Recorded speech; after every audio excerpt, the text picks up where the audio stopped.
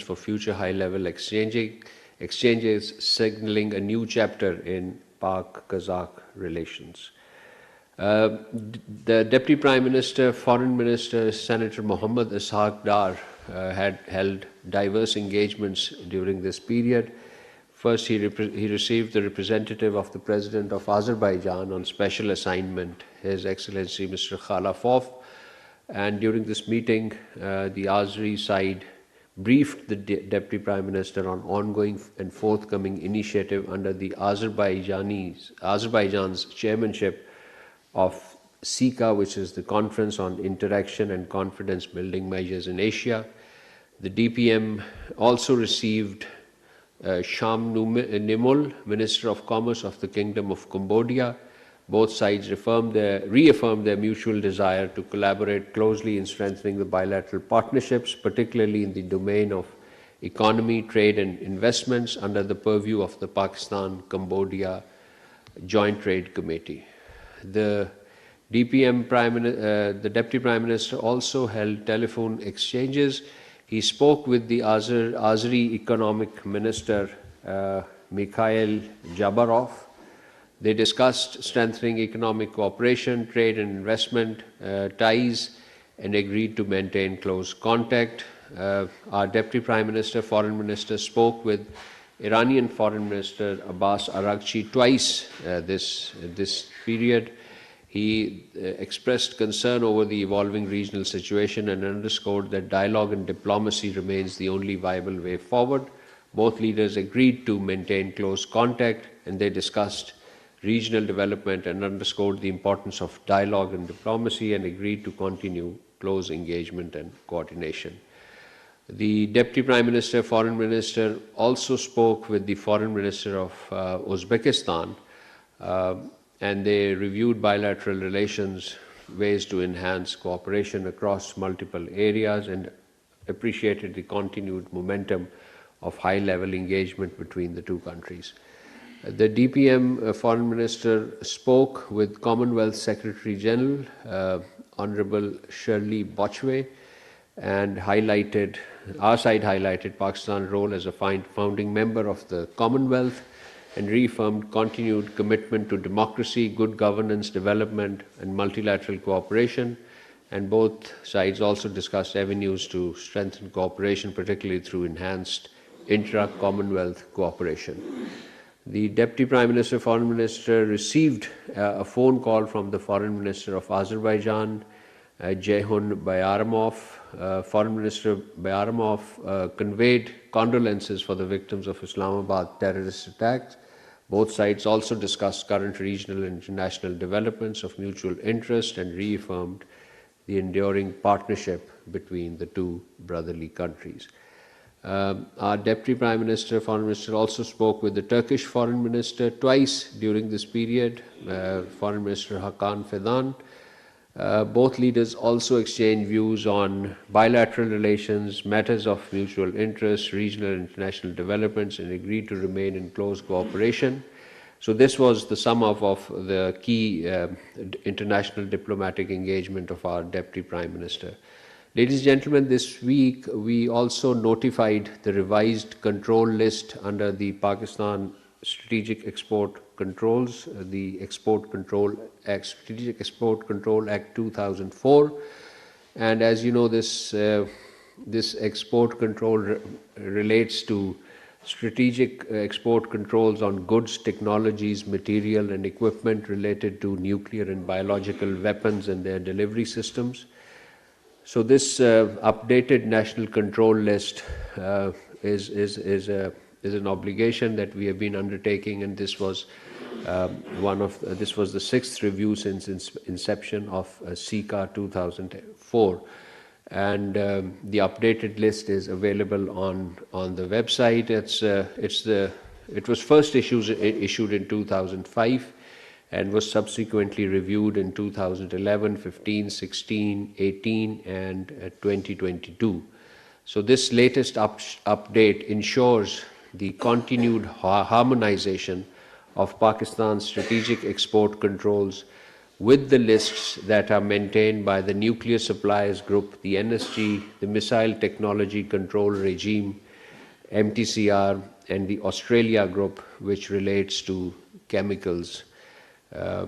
This notification underscores Pakistan's resolve to further strengthen its export control regime and reaffirms its role as a responsible technology holder state, firmly committed to the objectives of non-proliferation and fulfillment of our international obligation in this regard. This week, ladies and gentlemen, the sixth round of Pakistan-Canada bilateral political consultations also took place. On behalf of Pakistan, Ambassador Nabil Munir, Special Secretary, United Nations, and Director General Americas, Mr. Amir Khan, participated, while the Canadian side was represented by Ambassador Weldon Epp, Assistant Deputy Minister for Global Affairs Canada and High Commissioner of Canada in Islamabad, His Excellency Mr. Tariq Ali. Recognizing the significant untapped potential in the relationship, both sides expressed their readiness to improve the implementation of existing agreements and identified new avenues for cooperation, particularly strengthening trade and economic cooperation, including greater support to business communities, facilitation of trade delegations, and enhanced institutional linkages. The two sides also exchanged views on evolving global and regional environment and discussed key multilateral issues of mutual interest. Both sides agreed to maintain regular consultations and expressed confidence that sustained engagement would lead to new progress. This week, ladies and gentlemen, you must have seen the two joint statements issued by 8 Islamic foreign ministers, that is the foreign ministers of Pakistan, Egypt, Indonesia, Jordan, Qatar, Saudi Arabia, Turkey, UAE. So the two statements, first one condemned Israeli repeated violation of ceasefire in Gaza, and the other one was on the alleged Israeli actions in the occupied West Bank. So the first statement basically termed Israeli attacks in Gaza as risk to escalating tension and undermining efforts aimed at consolidating calm and restoring stability at a time when regional and international parties are working collectively to advance the second phase of Gaza peace plan and implementation of the UN Resolution 2803. And in the second statement, ladies and gentlemen, the foreign ministers condemned Israeli decisions and measures aimed at imposing unlawful Israeli sovereignty, entrenching settlement activity, and enforcing a new and illegal administrative reality in the occupied West Bank, thereby accelerating attempts at its illegal annexation and displacement of the people of Palestine. The foreign minister reaffirmed that Israel has no sovereignty over the occupied Palestinian territory. Israeli action represents an assault on the inalienable right of the Palestinian people to realize their independent and sovereign state on the 4th June 1967 lines with occupied Jerusalem as its capital. Such actions by Israel undermine the ongoing efforts of peace and stability. This week, Pakistan also hosted the informal retreat of D8 commissioners on 5th and 6th February in Lahore. Pakistan hosted this retreat primarily to discuss strengthening the D8 Secretariat and improve its financial and administrative matters ahead of the commencement of the 51st session of the D8 Commissioners and the 12th D8 Summit. As you know, the current D8 Secretary General is Ambassador Suhail Mahmood, Foreign Secretary, and it comprises Azerbaijan, Bangladesh, Egypt, Indonesia, Iran, Malaysia, and Nigeria, Turkey, and Pakistan. So Pakistan attaches a lot of importance to D8 process and would remain engaged with it. And finally, ladies and gentlemen, two important visits to Islamabad. First was the Director General UNESCO, Dr. Khalid Al-Enani. Director General arrived in Islamabad on an official visit. He called on the Prime Minister and held meeting with the senior government officials to discuss strengthening our strategic cooperation between Pakistan with UNESCO And this was the very first visit of Dr. El Anani to any country since his election as the new Director General of UNESCO in November 2025. The second visit is that of the investment. The second visit, important visit this week, was the visit of Minister for Investment and Downstream Industry of Indonesia, as well as the Chief Executive Office of Danantara, His Excellency Mr. Rozan Roslani. The Minister for Investment from Indonesia visited here from 9th to 10th February. This was at the invitation of our Deputy Prime Minister and Foreign Minister, and during the visit he called on the Prime Minister and as well as the Deputy Prime Minister. The visit underscored the shared resolve of Pakistan and Indonesia to elevate economic engagement and translate leadership-level initiatives into tangible outcomes. So this concludes my opening remarks, ladies and gentlemen, and I open the floor for questions. India को InvIT में भी नहीं आया और respond कर रहा है। एक बता दीजिए। दूसरा ये है कि जब से सिंतास मुआहदा पाकिस्तान की जानिब से Pakistan legally participated in the operation held at The Hague. I think on 2nd, 3rd February, and during this meeting, Pakistan requested the court to address the interpretation and application of the Indus Water Treaty with respect to certain design elements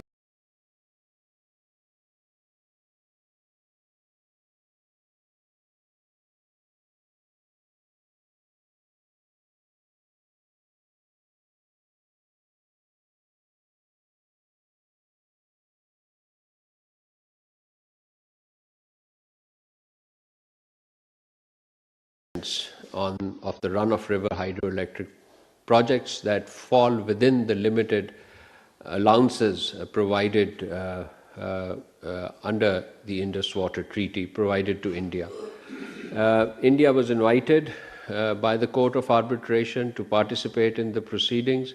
Under the Indus Water Treaty, it was obliged to do so, and it chose not to appear. You must have seen the press release issued by the court, and we remain engaged with the process. On the second question on Sawalkot project on River Chenab, the matter has been taken up at the level of Indus Water Commissioners. Our Indus Water Commissioner had written a letter in July, I understand, and I can confirm that another letter has been written this week, I believe on 11th of February, to the Indian Indus Water Commissioner for information and consultations as mandated by the Indus Water Treaty of 1960. Pakistan reiterates that the Indus Water Treaty remains a binding international instrument consistent with the decisions of Court of Arbitration of June and August 2025, and we also remain engaged with it. No unilateral actions or defiance can alter this legal reality. Pakistan calls upon India to return to full treaty compliance and fulfill its obligations under the Indus Water Treaty. We are fully committed to the peaceful resolution of disputes and issues with India through dialogue and international legal mechanisms. And we wish to reiterate that we will never compromise on our existential water rights of our people. One lynching case in Bangladesh led India to expel a Bangladeshi cricketer player, and what happened next, that is known to us. Is there any chance that Pakistan is also keeping the track of lynchings happening in India, and what was our reaction to it? The incident in Bangladesh, I believe, has been addressed through a transparent judicial process, and we can appreciate the authorities of Bangladesh for doing so. And on the contrary, the lynching in India, unfortunate lynching of Muslims in India, continue unabated and seemingly under official patronage, under political patronage. You mentioned about if we are keeping a track of it, we do so. and we are deeply alarmed that at least 55 Muslims were lynched across India last year, pointing to a disturbing and persistent pattern of targeted and hate-motivated violence. This 55 is a figure that is supported with evidences, with names, and with progress on the cases. Credible accounts suggest that many of these incidents occurred with the tacit or explicit complicity of local authorities and local political leaders, underscoring the role of state patronage and impunity in enabling such crimes. And this is an important matter that needs international attention, the state and political patronage. And these acts do not occur in isolation. They unfold within a broader social and political climate marked by hostility, where Hindutva-driven narratives increasingly portray Muslims as outsiders, selectively deploy historical and cultural symbols to legitimize exclusion, discrimination, and violence.